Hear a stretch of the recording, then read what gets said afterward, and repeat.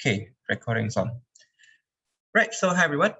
Today we'll be looking at the motion this house supports protectionism in developing countries. I think it's quite a straightforward motion.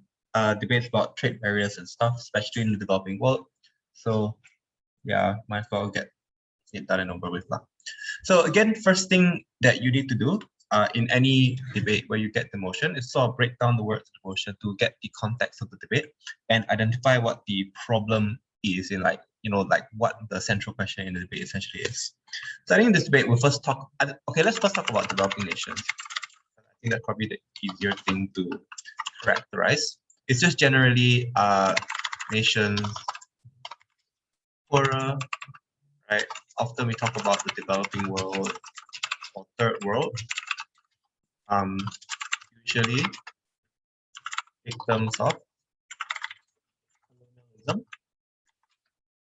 colonialism and or failed economic policies and state policies that just led to the condition that a lot of those nations are in now, quite poor.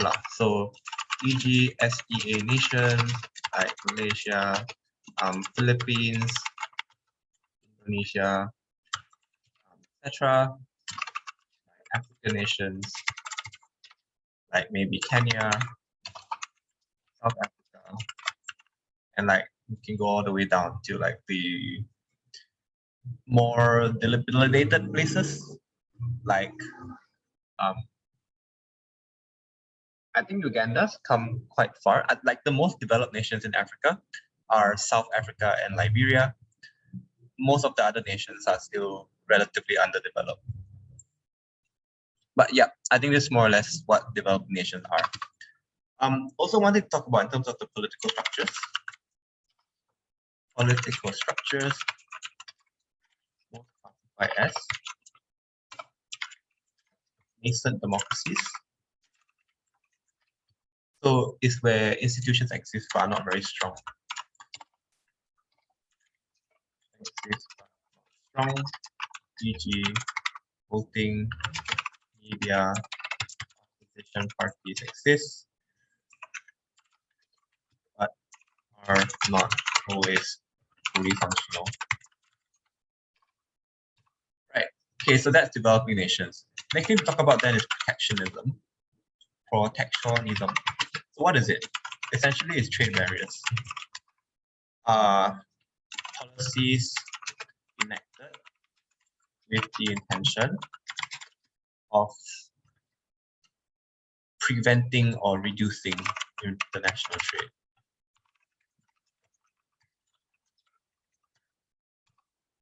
Right. So good examples on protectionism is tariffs. Most common example is basically I think sometimes they're called import levies or like import barriers, basically. Taxes imposed on imported goods to make them more expensive. Excise duties, sorry. That's what tariffs are called sometimes. Make domestic goods cheaper in comparison. Right. Apart from that, we also have embargoes. Just generally refusal to trade. Trade/export to a certain nation. We have import quotas. Like /export quotas, I guess. These are things that means you can only import like how many units of, say, cars in Malaysia. Again, this attempts to restrict trade on the supply side. Restricts supply of foreign goods, driving prices up, making locally produced goods more attractive and cheaper in comparison. Any other types of trade barriers that falls under protectionism? I mean, I guess we can talk about a bit about things like custom unions and like a common external tariff. So custom unions are like So like the Eurozone, okay, so the Eurozone is a lot more than the custom unions, but we'll just use it as an example. Basically, what this means that all countries who are part of the free trade area or part of the custom unions, you will reduce tariffs or trade barriers within each nation, but you will each of them impose the same common external tariffs on foreign imports coming from outside the zone. So this is to incentivize trade between members in the zone, and to incentivize people not to trade with people far away, even though the things they are providing could potentially be cheaper. I think ASEAN will be a good example of a custom union because we do have free trade agreements between individual nations. There's a maximum tariff imposed between different ASEAN nations, especially on certain goods. I need to read up about it. My knowledge is not fully updated. But if you want to import the same goods, say from outside of ASEAN, like maybe from China, you will have to pay you are sort of required to put a import tariff on those goods to make it less accessible and just make locally produced goods more attractive in comparison. Oh yes, subsidy is correct. So this is just the common external tariff. I think maybe less relevant to this bit, I'll just put it here. Subsidies. Right, so state subsidies for local goods, make it cheaper, right? For example, in Malaysia, there are some products that got the bottom Malaysia stack. Subsidized by state cheaper. The other thing is state subsidies for local companies. Either in the form of direct provision of subsidies or tax breaks or any other things. Direct subsidies. So all, again, is to incentivize people to start businesses locally instead of going overseas. So I think broadly speaking, this is what protectionism is. We can continue adding to it as we develop the case lab, but I think in terms of characterization, it's like the examples that you will need to illustrate how the world looks like and how it functions, but more importantly, how you gain the outcomes on your side of the house, or like your opponents on the converse. Okay, so let's first look at the Gulf case. Government.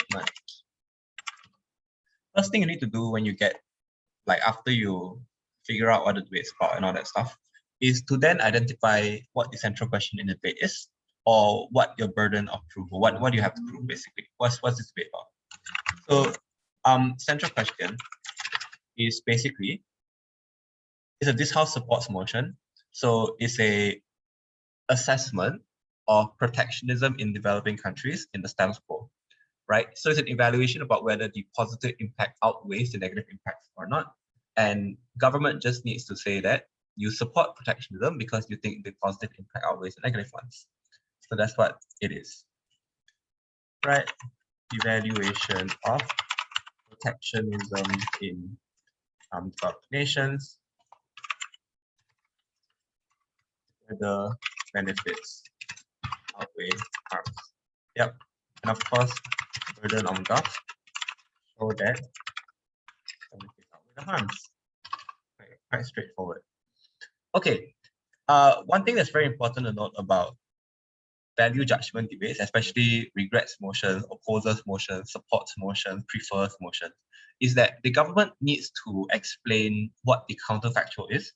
And the counterfactual is a world where the thing being debated does not exist, right? So the only thing that Gov can fiat in these kinds of motions, or what the counterfactual looks like, is that this world will not have protectionism in developing nations.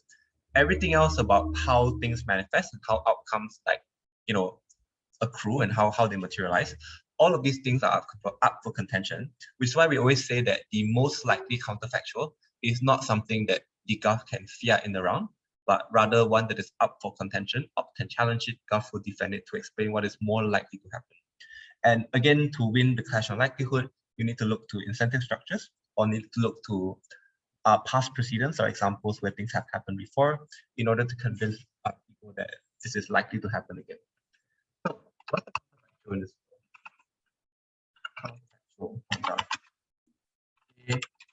without protectionism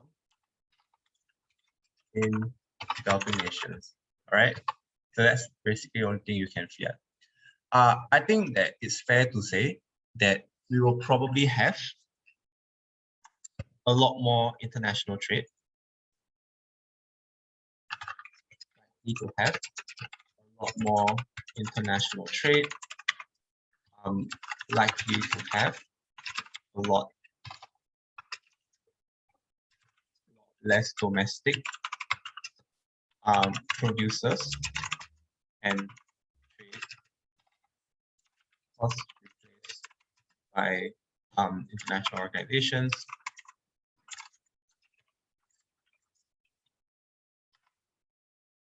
Yep. And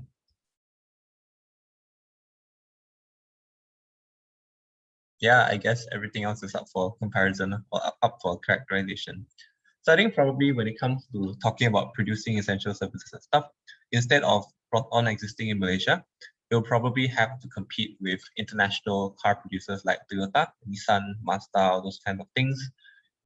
And whether or not Proton will win the competition, okay, so they most definitely won't win the competition, in which case they'll probably die out, and thus the only car suppliers who have is probably those foreign imported cars. Yep. I guess we'll just put here that domestic companies will need to compete with international multinational companies for market share. And again, as always, just because domestic companies are, so to speak, poorer or like less quality goods, doesn't necessarily mean that people won't purchase from them. Like there's a whole bunch of factors factor in, things like, I guess, the quality, or things like, customer support, reliability, name brand recognition. These are all things that play a part in the choices that consumers make. All right, so that's basically the counterfactual. So what basically Gulf just need to demonstrate is that a world where these trade barriers and this protectionism exist is preferable to a world where they do not.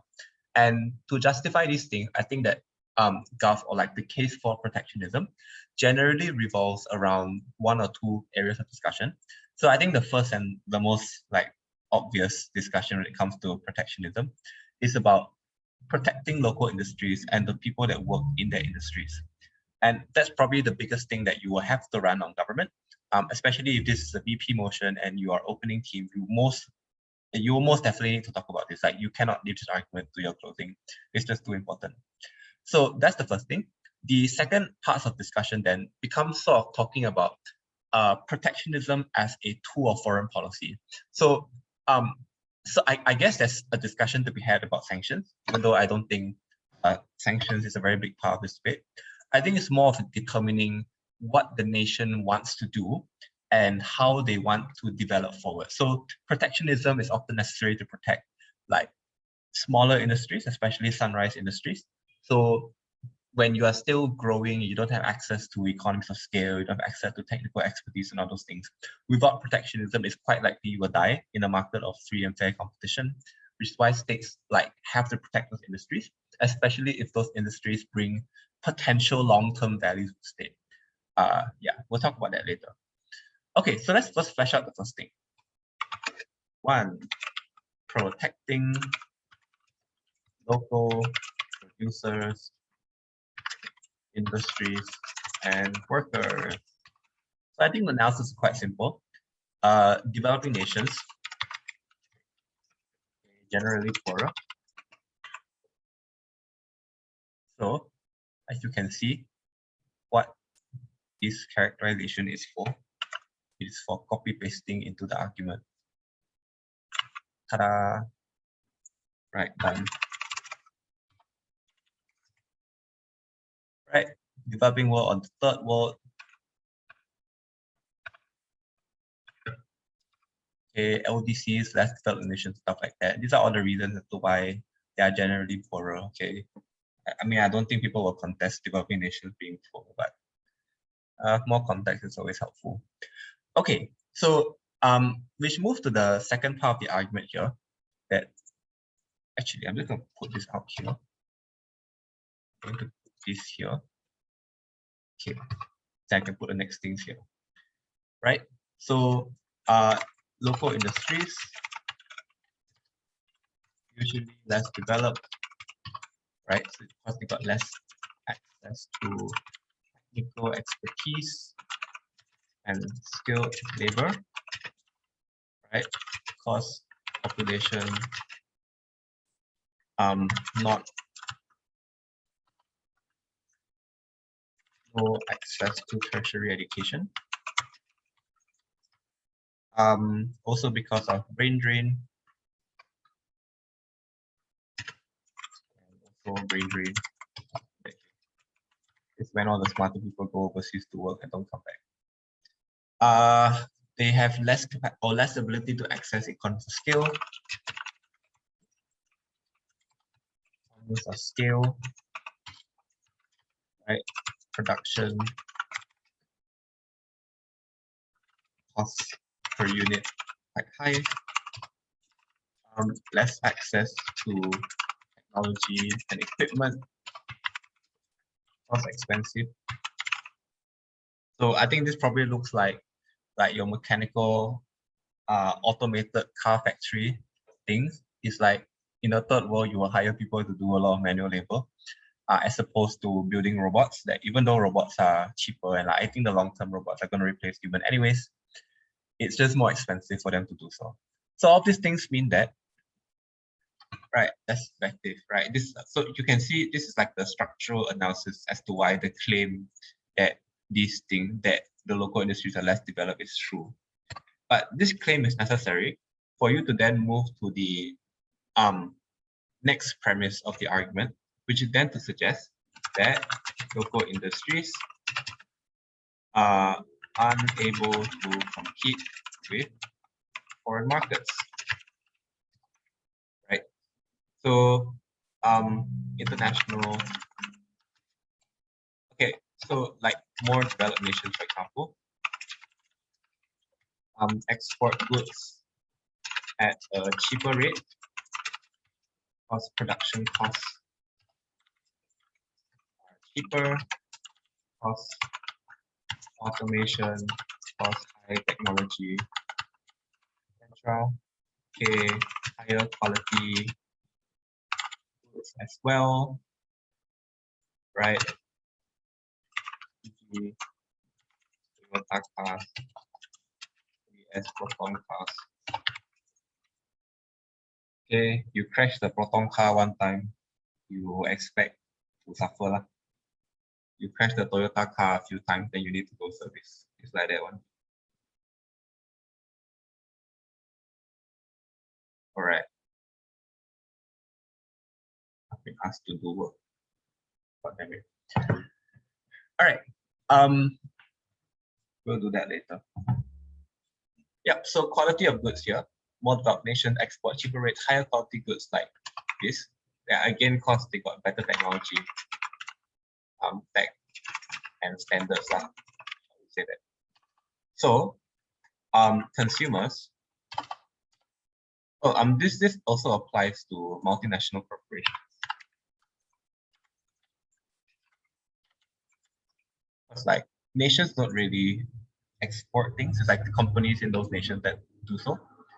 So it's like the companies in more developed places or companies in like multinational companies that do other production and exporting. Okay, so consumers likely to prefer goods that are higher in quality, even if more expensive, or sometimes foreign imports are just cheaper.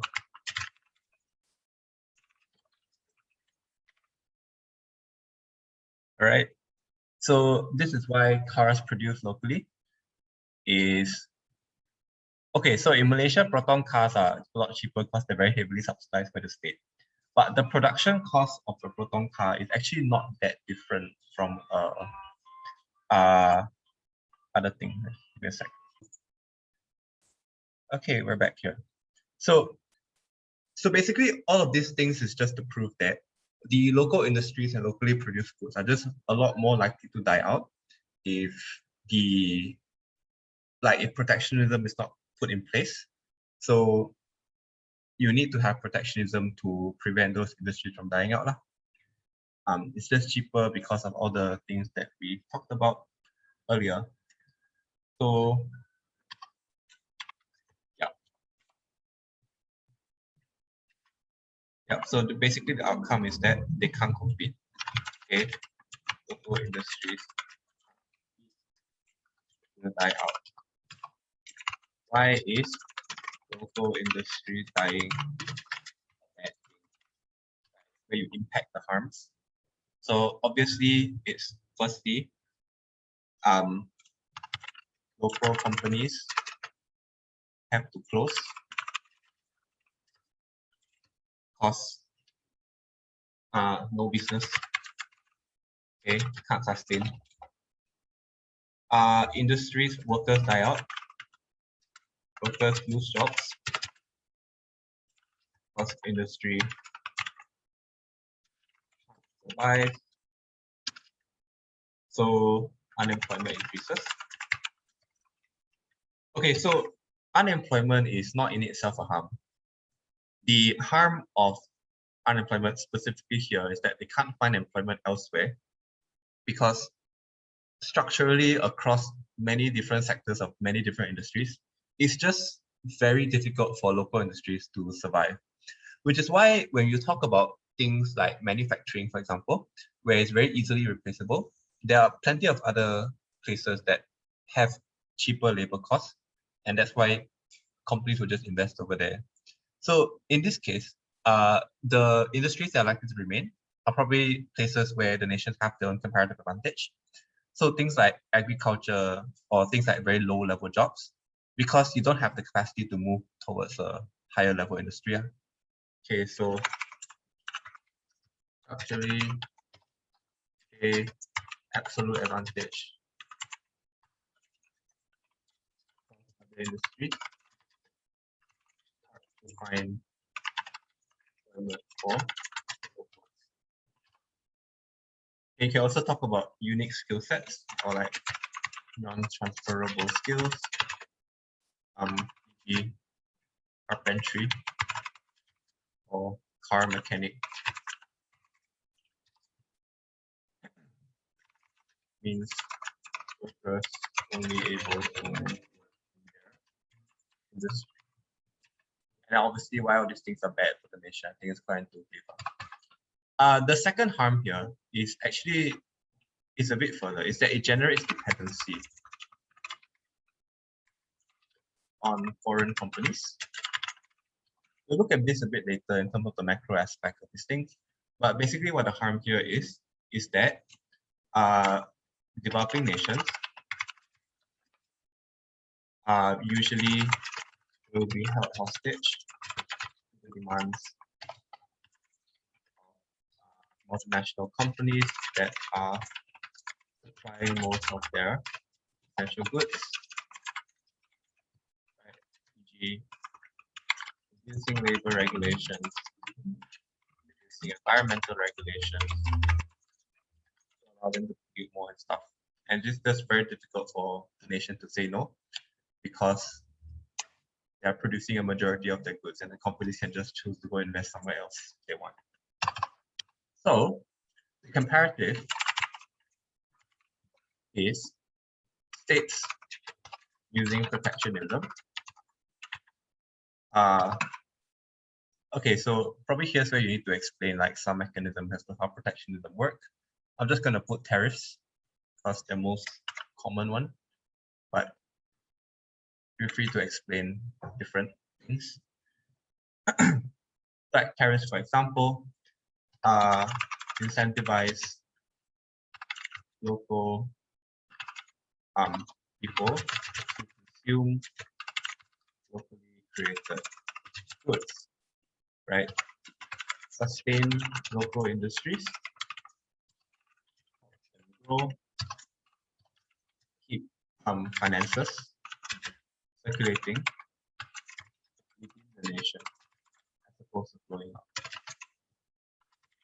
growing.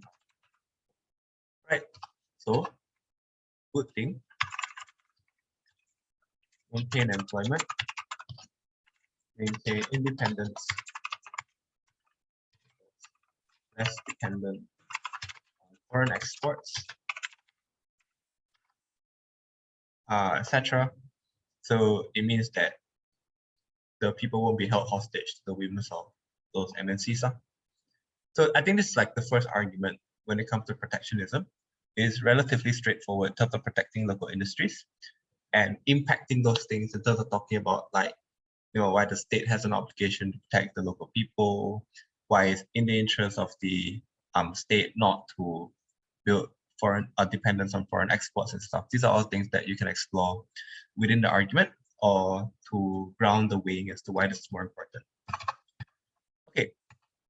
The second thing that we're going to look at on government here is I'm going to talk about the sort of macro interests of the state.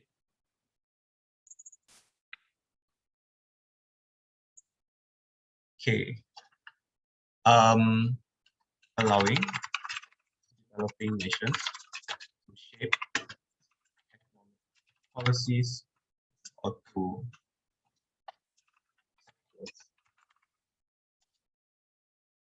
obviously lah. Okay, so basically the analysis for this is to say that states can use protectionism to protect certain industries, allow them to grow, right? And it's a good thing. Like, I mean, all the max is explained up there, but it's a good thing. The benefit here is that it allows states to plan into the future, which industries are likely to thrive and still be relevant like 20 years from now. Right. So for instance, the IT industry, green tech, what else? Like financial, banking and stuff. These are all like tertiary sectors of the economy and stuff. But the point is that it's very difficult for a nation to transition from an agrarian economy or a manufacturing-based economy towards a more advanced economy unless the state takes steps to protect those sunrise industries in order for them to grow to a sufficient state where they are basically large enough to compete with those international platforms. Yep. So these are all sunrise industries to bring massive utility to the state, but require some protection while they are still right? So the impact of this basically is that it allows the state to dictate its course and to prioritize industries that will benefit the nation the most. It's to dictate and prioritize industries that they want, which will benefit them the most. But like, as for most democracies, what people want and what people want may not always be the best, but it is what they want. So they should get what they want. And comparative, allowing the free market to dictate the growth and failure of industry sectors are very unreliable, might become irrelevant in 10 years. So it's just very dangerous. Again, you can argue things like dependency on external things being a bad thing. Okay, so I think that's more or less it for the graph case. Any questions about this before we go to op?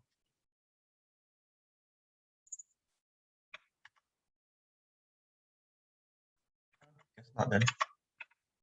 Okay, opposition. So I think that the op in this debate is about the same thing. greater than benefits or not, and this op needs to prove that the harms outweigh benefits. Burden on ops, ensure that the harms outweigh benefits. So what exactly is the problems with protectionism, and why is it something that's bad, something we should seek to avoid? So a few things. The most obvious argument in support or against protectionism rather is the fact that it often comes at the direct cost of competition and like local foreign trade and stuff. So the argument is to say that consumers are the more important actor, the more important stakeholder here, because they deserve access towards the best quality goods and services, and it's just unfair for the state to prevent them from accessing it. Right, so reduced consumer welfare.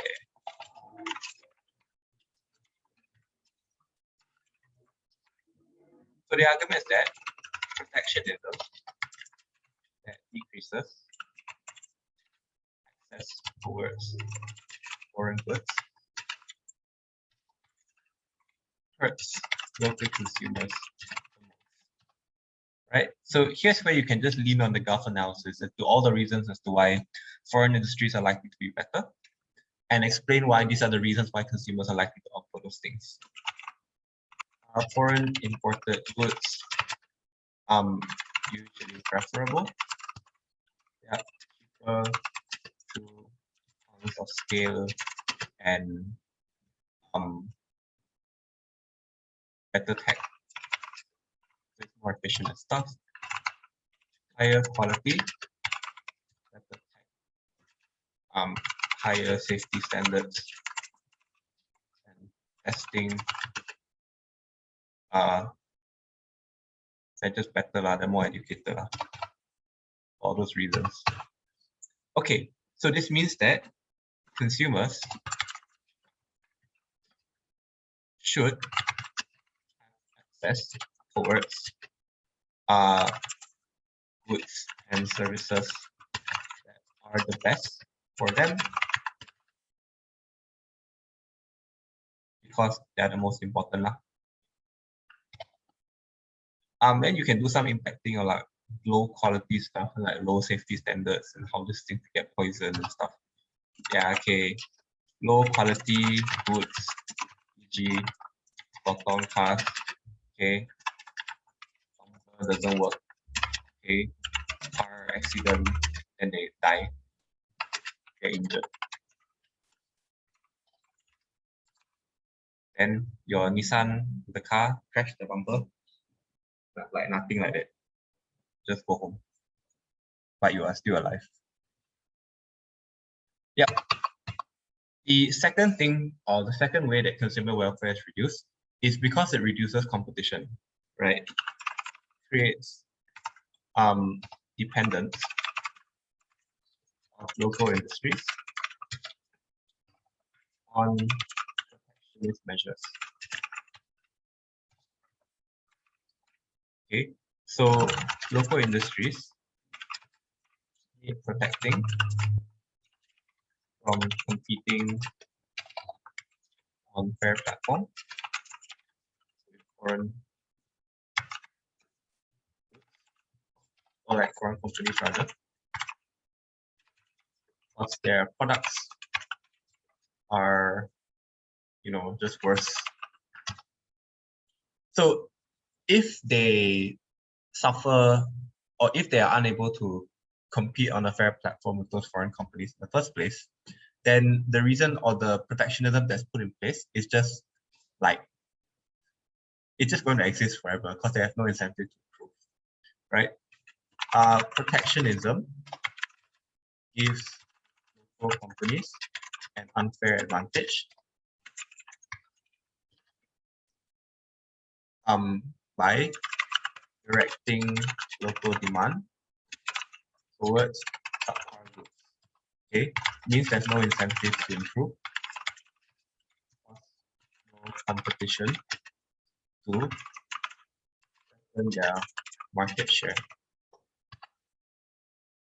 Okay, so no competition means that the goods and services remain poor quality. It means that people are just consistently worse off, and the state is just skewing market incentives in their favor without necessarily benefiting the people on the ground. Right. There's one last part of the argument here is that because people always say that we will only implement protectionism for sunrise industries or at the start of the industry. But the question becomes, when exactly do you take away those protectionist measures? And if we look to history, the answer is almost always never, or unless there's a massive political outcry for those things to be removed, right? And the reason for this is because it's very politically popular for politicians to say we are prioritizing ourselves, we are protecting local industries and stuff, even though it's just economically untrue. People like to hear those things, and that's just why those things persist forever. Right? So we just talk about political incentive to continue protectionist measure.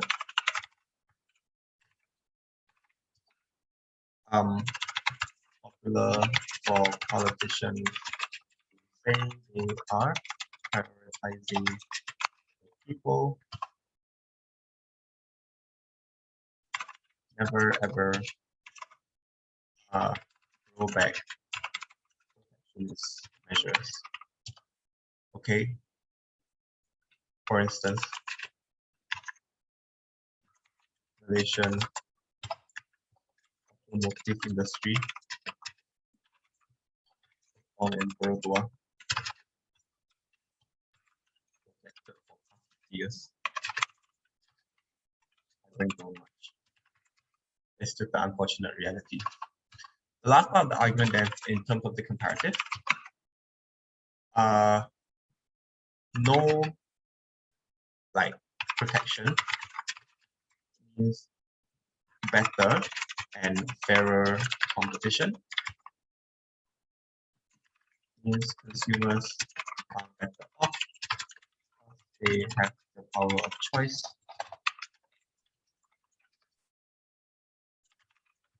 With pressures to improve quality of goods and services.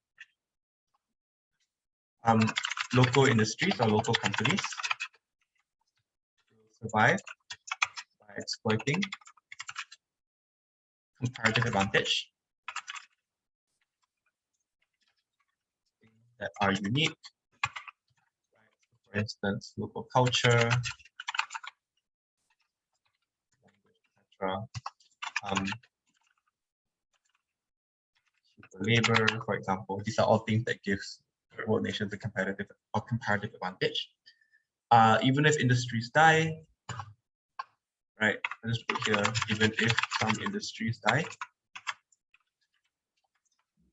doesn't matter, because industries that remain will be better off. All right. So that's basically the argument for opposition with regards to the reasons as to why protectionism is not something that's good.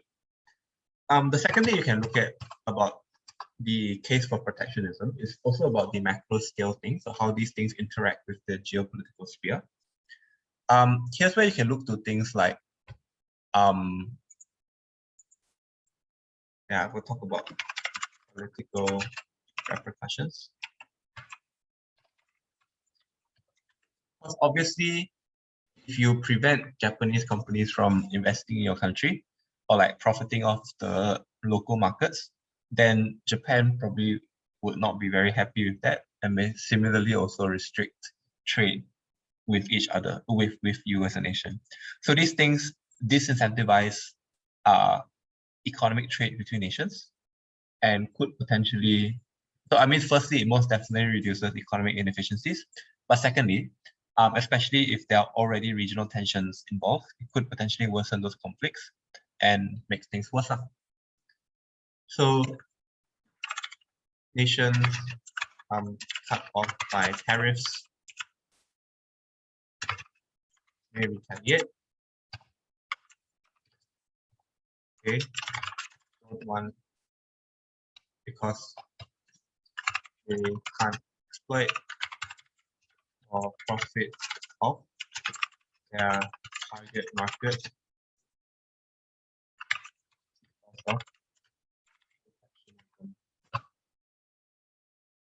Okay, so economic retaliation is just for soft.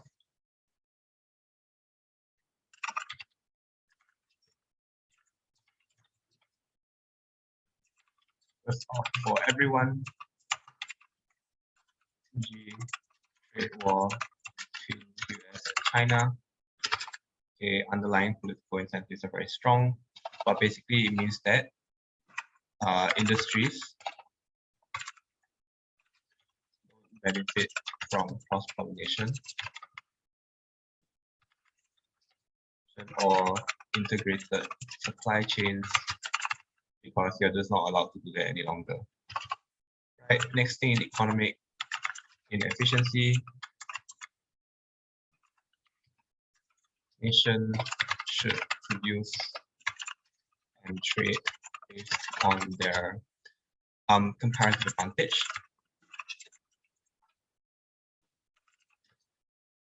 That's how. Okay, so this maximizes value across the board.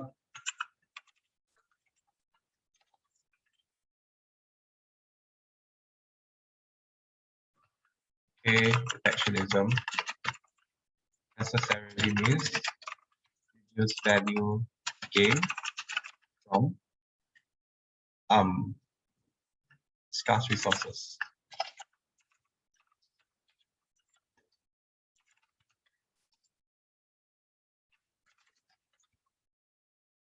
Right. So I think it's more or less the op case. Everything else in the op case is just weighing, basically.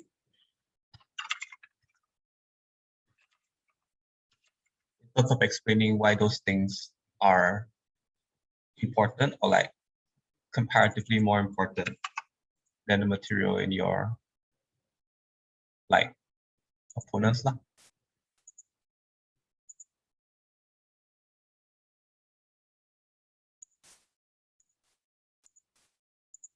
Right, so I guess I'll just end the workshop here then.